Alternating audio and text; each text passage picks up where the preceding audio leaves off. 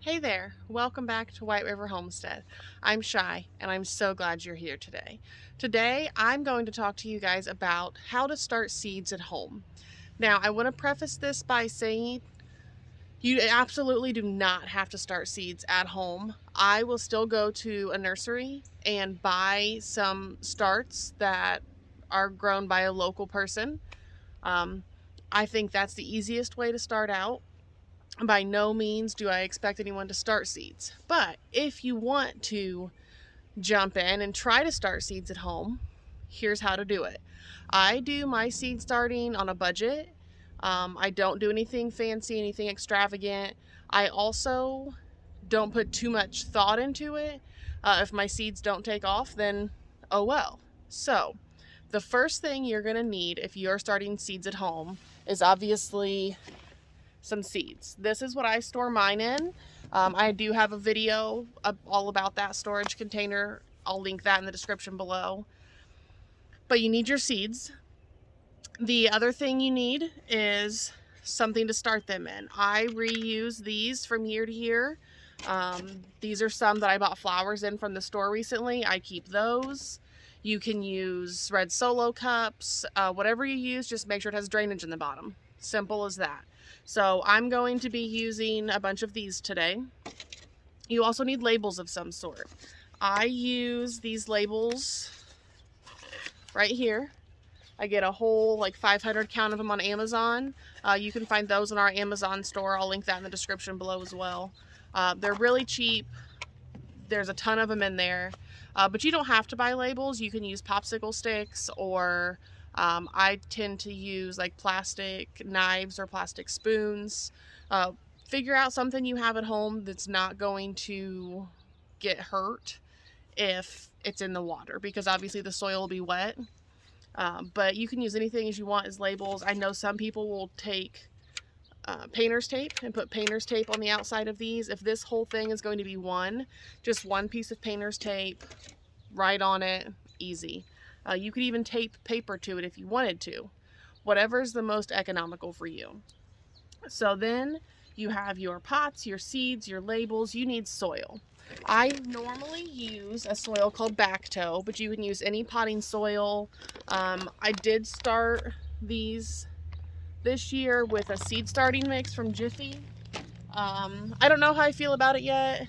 I really like my Backtoe, and I haven't worked with this enough, but I do like how light it is. But any seed starting mix, anything like that, you just don't want to use a hard, heavy garden soil. So after that, you're ready to go. You have your soil, your labels, your containers, and your seeds. So let's look at how exactly do we get this started. Okay, so let's go ahead and get started. First, we're going to fill our container with soil.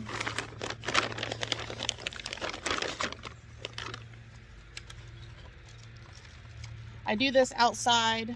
If you're inside, you should do it over a tray because it does get a little messy. But you'll see I overfilled it there. And I'm just going to go ahead and kind of spread it out. And as I do, I'm kind of tapping it down in.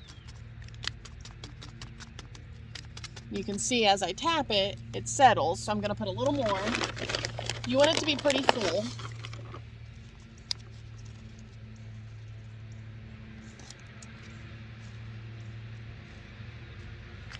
Tap it again. I'm just kind of pushing each of the cells down in. I want to make sure there's no air pockets. Next, you're going to get your label of choice. I have mine made up here. We're going to do some Mexican sunflowers. So this whole thing is going to be Mexican sunflowers. So that's fine there. Now I'm just going to go ahead and make a little indentation on the top of each one of these.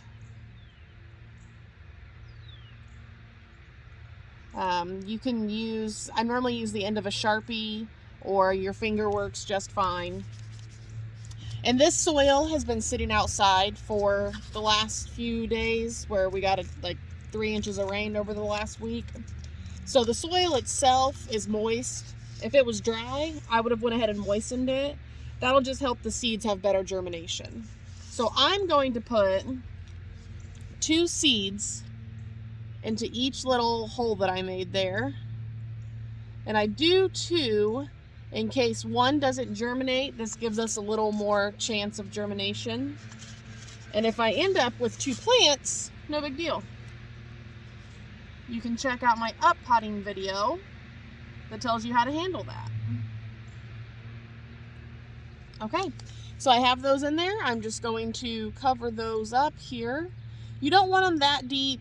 You want them under the soil, but they need to be able to have space for their roots to grow down and then for them to pop up. So that is all good. I'm going to set it aside over here, and then we will keep rolling right along with the rest of these, and I will check back when this is done.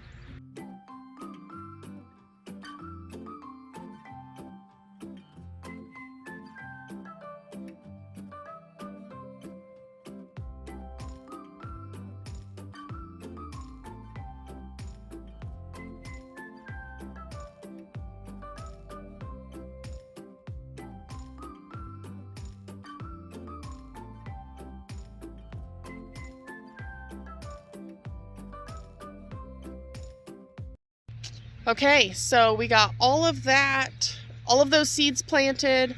I went ahead and just planted some extra flowers and stuff, mainly because I had the soil, I had the space. We'll see what happens.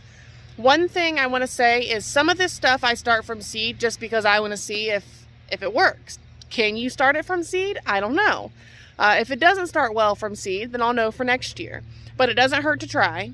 And I do end up with extras. If I end up with extras, I plan on just selling them this year or giving them to friends. We have a lot of people that are interested in gardening. So it'll be nice to say, here's some new stuff for you to try. So yeah, that's all there is to starting seeds. If you've started your seeds and now you're like, I don't know what to do, check out my video about up potting. I will link all of these videos in the description below, and we will talk to you guys soon. As always, cultivate originality.